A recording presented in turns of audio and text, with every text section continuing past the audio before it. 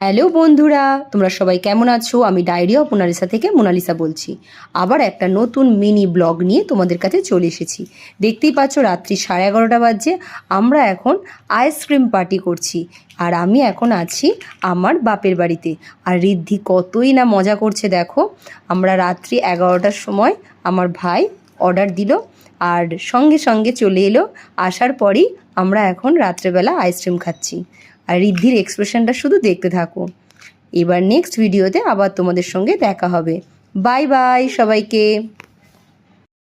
লাগছে এত রাত্রেবেলা আইসক্রিম খাচ্ছ কি গো, কেমন লাগছে?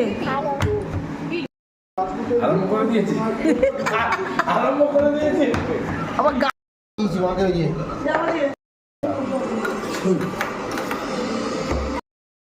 ভালো খেতে খুব ভালো।